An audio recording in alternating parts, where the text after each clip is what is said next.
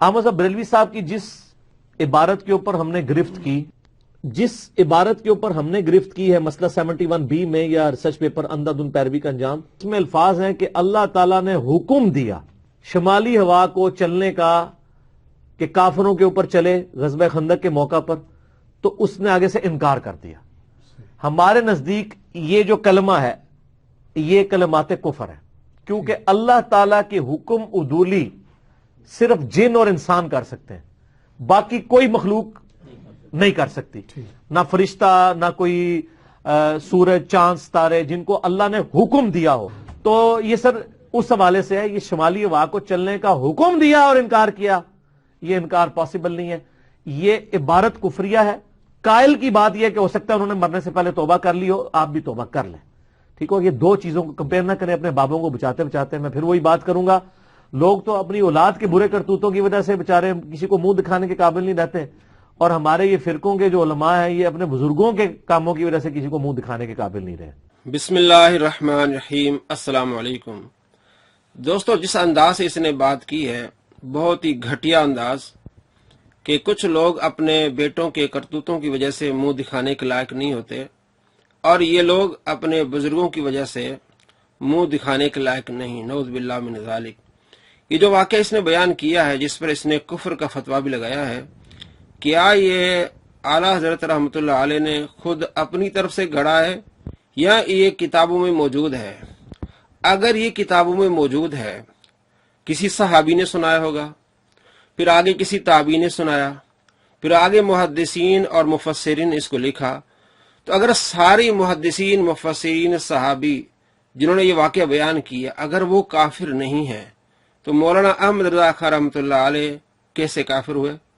اگر نعوذ باللہ یہ کفر مولانا احمد رضا خان رحمۃ اللہ علیہ پر یہ لگا رہا ہے تو جنہوں نے اس واقعے کو بیان کیا تو وہ کافر کیوں نہیں ہے؟ دوسری بات یہ کہ مولانا احمد رضا خان رحمۃ اللہ علیہ کی اپنی کتاب نہیں ہے، یہ ملفوظات ہیں۔ آپ کو پتا ہوتا ہے جب کسی سے کوئی انٹرویو لیتا ہے تو اس میں الفاظ کا ہیر پھیر بہت ہوتا ہے۔ اگر آپ نے کفر کا فتویٰ لگانا ہے تو پہلے آپ فتاوی رضویہ سے دکھائیں، یہ تو ان کے ملفوظات ہیں، بعد والوں نے لکھے ہیں، ان میں الفاظ کا ہیر پھیر ہوتا ہے۔ یہ جو واقعہ ہے میں آپ کو 36 کتابوں سے دکھاؤں گا۔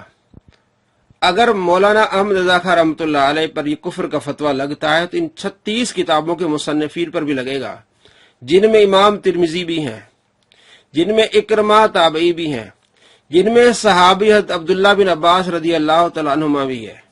اگر یہ کلمہ کفر ہے تو کیا صحابی بھی کافر ہوں گے؟ نعوذ باللہ من ذالک۔ جنہوں نے اس روایت کو نقل کیا، صحیح روایت میں آپ کو بتاؤں گا، اس کو کہتے ہیں کہ باندر کے ہاتھ میں بندوق۔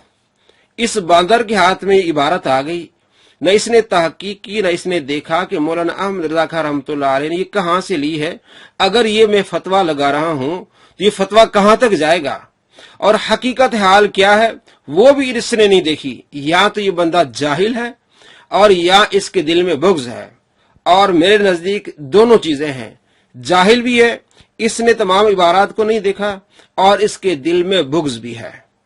اب یہ جو واقعہ ہے 36 کتابوں میں موجود ہے، اور اس سے زیادہ بھی ہیں، کم سے کم 36 کتابوں میں موجود ہے، اور کسی نے مکمل واقعہ بیان کیا ہے اور کسی نے مختصر۔ اہل حدیث کے عالم میں بہت بڑے شوکانی، علامہ شوکانی، اس نے بھی اس واقعے کو لکھا ہے۔ اگر وہ کافر نہیں ہوتے اس کا اس نے ذکر کیوں نہیں کیا؟ علامہ جلال الدین سیوطی رحمۃ اللہ علیہ نے اس کو لکھا ہے، ابن کثیر نے اس کو لکھا ہے، ابن جریر نے اس کو لکھا ہے، علامہ زرقانی نے اس کو لکھا ہے۔ اگر یہ کافر نہیں ہوتے تو مولانا احمد رضا خان رحمۃ اللہ علیہ کافر کیسے ہوتے ہیں؟ اگر مولانا احمد رضا خان رحمۃ اللہ علیہ پر کفر کا یہ فتویٰ لگتا ہے تو ان پر کیوں نہیں لگے گا؟ آئیے وہ حوالے میں آپ کو دکھاتا ہوں۔ دوستو آپ دیکھ رہے ہیں یہ مکتبہ شاملہ ہے، اور یہ واقعہ 36 کتابوں میں موجود ہے۔ النتائج نیچے آپ دیکھیں گے 36 نمبر لکھا ہوا ہے کہ یہ واقعہ جو اعلیٰ حضرت نے بیان کیا ہے یہ 36 کتابوں میں موجود ہے۔ اگر یہ فتویٰ اس عبارت کے لحاظ سے اعلیٰ رحمۃ اللہ علیہ پر لگتا ہے تو ان 36 مصنفین پر بھی لگے گا۔ سب سے پہلے تفسیر طبری، امام محمد بن جریر طبری رحمۃ اللہ علیہ نے اس واقعے کو لکھا ہے جلد نمبر 20 اور صفحہ نمبر 412 میں۔ نمبر 2 حوالہ تفسیر طبری جلد نمبر 19 صفحہ نمبر 25۔ نمبر 3 حوالہ تفسیر ابن ابی حاتم رحمۃ اللہ علیہ 17601 نمبر پر لکھتے ہیں، عبداللہ بن عباس رضی اللہ تعالیٰ عنہما بیان کرتے ہیں کہ جب احزاب کی رات آئی تو باد صبا باد شمال کی طرف گئی اور اس نے کہا چلیں اللہ اس کے رسول کی مدد کرتے ہیں، تو اس نے انکار کیا تو اللہ تبارک و تعالی نے اس پر غضب فرمایا اور اسے بانجھ بنا دیا۔ تفسیر ابن ابی حاتم جلد نمبر 9 اور صفحہ نمبر 3117۔ اگر یہ فتویٰ اعلیٰ پر لگتا ہے، ان کی عبارت پر لگتا ہے، تو یہ امام ابن ابی حاتم پر بھی لگتا ہے۔ حوالہ نمبر 4 تفسیر سالبی، انہوں نے بھی اس واقعے کو بیان کیا ہے۔ حوالہ نمبر 5 تفسیر بغوی، امام بغوی، ان کی بھی کتاب ہے، جلد نمبر 3 صفحہ نمبر 611 پہ لکھا ہے اس حوالے کو۔ آگے تفسیر بغوی میں بھی موجود ہے، آگے جلد نمبر 6 صفحہ نمبر 321 میں بھی اس واقعے کو بیان کیا ہے۔ حوالہ نمبر 7 تفسیر خازن، اس میں بھی یہ واقعہ موجود ہے۔ حوالہ نمبر 8 تفسیر ابن کثیر، امام ابن کثیر نے بھی اس واقعے کو لکھا ہے۔ حوالہ نمبر 9 تفسیر ابن کثیر، جلد نمبر 6 صفحہ نمبر 344۔ حوالہ نمبر 10 اللباب فی علوم الکتاب، انہوں نے بھی اس واقعے کو لکھا ہے۔ حوالہ نمبر 11 الدر المنصور فی تفسیر بالمعصور، امام جلال الدین سیوطی رحمۃ اللہ علیہ کی کتاب ہے، اور یہ لکھتے ہیں کہ اس ہوا نے انکار کیا، اللہ نے ان پر غضب فرمایا اور اسے بانجھ بنا دیا۔ امام جلال الدین سیوطی رحمۃ اللہ علیہ بھی اسی واقعے کو لکھتے ہیں۔ اگر امام جلال الدین سیوطی اس عبارت کی وجہ سے کافر نہیں ہے تو اعلیٰ حضرت بھی کافر نہیں ہے۔ آگے حوالہ نمبر 12، اس میں بھی یہ واقعہ موجود ہے۔ اور آگے فتح القدیر للشوکانی، اہل حدیث کے بہت بڑے امام ہیں شوکانی، انہوں نے بھی اس بات کو لکھا ہے، یہ ان کی کتاب ہے شوکانی صاحب کی، فتح القدیر، محمد بن علی بن محمد بن عبداللہ شوکانی الیمنی، المتوفا 1250 ہجری۔ فتح القدیر یہ تفسیر ہے ان کی۔ انہوں نے بھی کہا فغاضب اللہ علیہ، جب باد شمال نے انکار کیا تو اللہ نے اس پر غضب کیا، وجعل عقیمہ، اللہ نے اس کو بانجھ بنا دیا۔ عبداللہ بن مسعود رضی اللہ عنہ سے روایت ہے کہ باد صبا شمال کی طرف آئی اور اس نے کہا چلیں اللہ اس کے رسول کی مدد کرتے ہیں، تو اس نے انکار کر دیا، اللہ تبارک و تعالی نے غضب فرمایا اور اسے بانجھ بنا دیا۔ یہ دیکھیں جی۔ آگے حوالہ نمبر ہے 14، اس میں بھی یہ واقعہ موجود ہے۔ آگے حوالہ نمبر ہے 15 مسند بزار، امام بزار نے بھی اس واقعے کو لکھا ہے، ٹھیک ہے جی، حضرت عبداللہ بن عباس رضی اللہ عنہ سے، کہ صبا آئی شمال کے پاس اور کہا چلیں ہم اللہ اس کے رسول کی مدد کرتے ہیں، تو اس نے انکار کیا، اور یہ صحیح حدیث ہے جس کو آگے میں آپ کو دکھاؤں گا کہ امام حیثمی رحمۃ اللہ علیہ نے کہا کہ یہ اس کے رجال صحیح ہے۔ حوالہ نمبر 16، اس میں بھی یہ واقعہ موجود ہے۔ حوالہ نمبر 17، اس میں بھی واقعہ موجود ہے۔ حوالہ نمبر 18، اس میں بھی واقعہ موجود ہے۔ حوالہ نمبر 19، اس میں بھی واقعہ موجود ہے، کتاب آپ کے سامنے۔ حوالہ نمبر 20، اس میں بھی یہ واقعہ موجود ہے۔ حوالہ نمبر 21 کشف الاستار، امام حیثمی رحمۃ اللہ علیہ کی کتاب، اس میں بھی واقعہ موجود ہے۔ حوالہ نمبر 22 مجموع الزوائد، امام حیثمی رحمۃ اللہ علیہ کی کتاب ہے، اور حدیث نمبر 9936 وعن ابن عباس رضی اللہ عنہما قال اتت الصبا شمال، بعد صبا شمال کے پاس آئی احزاب کی رات، اس نے کہا چلیں ہم اللہ کے رسول صلی اللہ تعالی علیہ وآلہ وسلم کی مدد کرتے ہیں۔ شمال نے کہا ان الہدۃ لا تستری باللیل، ہوائیں جو ہے رات کو نہیں چلتی، گرم ہوائیں، تو وہ اللہ تبارک و تعالی نے اس کو بھیجا بعد صبا کو کہ تم بھی جاؤ، اور شمال کو کہا وہ بھی جائے، تو اس نے انکار کر دیا۔ امام حیثمی کہتے ہیں ورجال رجال الصحیح، اس حدیث کے رجال رجال صحیح ہیں۔ یہ واقعہ مختصر یا بیان کیا گیا جس کو اعلیٰ حضرت نے بھی لکھا۔ اگر اعلیٰ حضرت پر کفر کا فتویٰ لگتا ہے تو بتائیں کہ عبداللہ بن عباس رضی اللہ تعالیٰ عنہ پر کفر کا فتویٰ لگے گا، عبارت وہی ہے، حدیث بھی صحیح ہے۔ آگے جی حوالہ نمبر 23 مجموع زوائد، حدیث نمبر 10158، وہی واقعہ۔ حوالہ نمبر ہے جی 24، وہی واقعہ موجود ہے۔ حوالہ نمبر 25 امام ترمذی رحمۃ اللہ علیہ کی کتاب ہے العلل الکبیر للترمذی، امام ترمذی بھی اسی واقعے کو بیان کرتے ہیں۔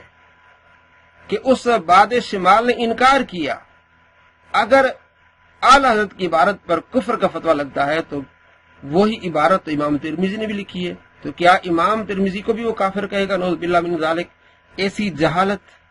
آگے دیکھیں ذخیرۃ الحفاظ، اس میں بھی واقعہ موجود ہے۔ آگے الاحکام الکبریٰ، اس میں بھی واقعہ موجود ہے۔ الخصائص الکبریٰ، امام جلال الدین سیوطی رحمۃ اللہ علیہ کی کتاب ہے، اس میں بھی یہ واقعہ موجود ہے۔ آگے اگلی کتاب ہے سیرت کی، اس میں بھی یہ واقعہ موجود ہے، اور اس میں یہ باقاعدہ یہ بھی لکھا ہوا ہے تفصیل کے ساتھ کہ اللہ نے اس پر غضب فرمایا اور اسے بانجھ بنا دیا۔ حوالہ نمبر 30، اس میں بھی یہ سیرت کی کتاب ہے، اس میں بھی موجود ہے یہ حوالہ۔ آگے بھی اگلی کتاب ہے سیرت کی، اس میں بھی یہ واقعہ موجود ہے۔ آگے البدایہ والنہایہ امام ابن کثیر کی، اس میں بھی واقعہ موجود ہے۔ آگے الکامل فی ضعفاء الرجال، اس میں بھی واقعہ موجود ہے۔ حوالہ نمبر 34 عیون الاخبار، اس میں بھی واقعہ موجود ہے، اور اسی طرح حوالہ نمبر 35 اور اسی طرح حوالہ نمبر 36 کتابوں میں اس واقعے کو لکھا گیا ہے، مصنفین نے لکھا ہے، بعض نے تفصیل سے لکھا ہے، بعض نے جو ہے وہ مختصر لکھا ہے، بات وہی ہے جو اعلیٰ حضرت نے لکھی ہے۔ تو اگر اعلیٰ حضرت کی عبارت پر کفر کا فتویٰ لگتا ہے تو ان 36 مصنفین پر بھی وہی کفر لوٹے گا، وہی فتویٰ لگے گا الامان والحفیظ۔ یا تو مرزا جیل میں ان 36 مصنفین جس میں تابعی بھی ہیں، مفسرین بھی ہیں، محدثین بھی ہیں، سیرت نگار بھی ہیں، یہاں تک کہ عبداللہ بن عباس رضی اللہ تعالیٰ عنہ، تو ان 36 پر کفر کا فتویٰ لگا رہا ہے، اس لحاظ سے کہ اعلیٰ پر جو فتویٰ لگے گا ظاہر ہو ان سب نے لکھا ہے۔ نعوذ باللہ من ذالک، کتنی جہالت ہے۔ اصل بات یہی ہے کہ اللہ تبارک و تعالیٰ نے باد صبا کو حکم دیا کہ تم جاؤ اور باد شمال کو بھی ساتھ لے کے جاؤ اور کفار کو نیست و نابود کرو، تو ڈائریکٹلی باد شمال کو حکم نہیں ہوا، باد صبا نے جا کے اسے کہا ہے تو اس نے انکار کر دیا، اور یہی آلات کی عبارت میں ہے کہ اللہ تبارک و تعالیٰ نے اپنے محبوب کی مدد فرمانا چاہی تو باد شمال کو بھی حکم ہوا۔ اب ظاہر کس کے ذریعے حکم ہوا؟ باد صبا کے حدیث کو آپ ملائیں تو اگر اعلیٰ حضرت پر یہ کفر کا فتویٰ لگا رہا ہے تو ان 36 مصنفین پر بھی نعوذ باللہ کفر کا فتویٰ آئے گا۔ آپ خود فیصلہ کر لیں۔ سرکار دو عالم صلی اللہ تعالی علیہ وآلہ وسلم فرماتے ہیں جس نے کسی مسلمان کو کافر کہا اگر وہ مسلمان کافر نہیں ہے تو کفر اس کی طرف لوٹے گا۔ فیصلہ آپ خود کریں کہ یہ 36 مصنفین جنہوں نے اپنی کتابوں میں اس واقعے کو لکھا ہے، جس میں صحابی بھی ہیں، تابعی بھی ہیں، تبع تابعین، محدثین، مفسرین، سارے کافر ہوں گے، یا پھر یہ کفر مرزا جہلمی کی طرف لوٹے گا؟ جی دوستو، آپ نے دیکھا کہ تمام فقہاء اور محدثین نے اس واقعے کو بیان کیا ہے۔ اگر یہ فقہاء محدثین کافر نہیں ہیں تو مولانا احمد رضا خان رحمۃ اللہ علیہ کافر کیسے ہیں؟ اور تمام کتب میں آپ نے دیکھا، اور یہی واقعہ آپ کو مختلف الفاظ میں ملا۔ اگر مولانا احمد رضا خان رحمۃ اللہ علیہ کافر نعوذ باللہ تو بھی تمام مصنفین یہاں تک کہ صحابی رسول بھی کافر ہوں گے، انہیں بھی توبہ کرنی پڑے گی، اور ان کو مان کر پھر تمہیں شرمندہ ہونا پڑے گا۔ اب آپ خود بتائیں کہ عبداللہ بن عباس رضی اللہ تعالیٰ عنہما کو مان کے آپ کیا منہ دکھانے کے لائق رہیں گے؟ حضرت امام ترمذی رحمۃ اللہ علیہ کو اپنا ولی بزرگ مان کے کیا آپ منہ دکھانے کے لائق رہیں گے؟ امام ابن جریر طبری کو آپ ایک مفسر مان کے کیا منہ دکھانے کے لائق رہیں گے؟ شوکانی کو آپ مانتے ہیں تو کیا ان کو مان کے آپ اپنا منہ دکھانے کے لائق رہیں گے؟ دوستو، سرکار دو عالم صلی اللہ تعالی علیہ وآلہ وسلم کا فرمان بخاری شریف میں جو بندہ کسی پر کفر کا فتویٰ لگائے اگر وہ کافر نہیں ہے تو کفر اس کی طرف لوٹ آئے گا۔ یا تو یہ 36 کتابوں کے مصنفین نعوذ باللہ اس کے کہنے پر کافر ہیں، اگر یہ کافر نہیں ہے تو کفر کا فتویٰ اس مرزا جہلمی پر آئے گا، اور یقیناً یہ 36 مصنفین جو ہیں یہ نعوذ باللہ کافر نہیں ہیں، اور کفر کس پر لوٹے گا؟ مرزا جہلمی پر لوٹے گا۔ یہ ہے اس کی حقیقت۔ اسے کہتے ہیں باندر کے ہاتھ میں بندوق آئے۔ اس باندر نے نہیں دیکھا کہ یہ عبارت کہاں ہے، کن کن کتابوں میں لکھی ہوئی ہے، اس نے اس پر کفر کا فتویٰ لگایا۔ اور اصل بات یہ کہ اللہ تبارک و تعالی نے باد صبا کو حکم دیا، اس نے جا کے آگے کہا کہ چلو ہم سرکار دو عالم صلی اللہ تعالی علیہ وآلہ وسلم کی مدد کرتی ہیں، تو اس کو بھی حکم ہوا، یعنی اللہ نے باد صبا کو کہا اور ڈائریکٹلی نہیں، انڈائریکٹلی، اور اس نے اس باد صبا کے کہنے پر اس نے انکار کیا۔ تو یہ کفر نہیں ہے۔ اگر کفر ہے تو ان تمام مصنفین کو آپ کافر کہیں گے، نعوذ باللہ من ذالک، الامان والحفیظ۔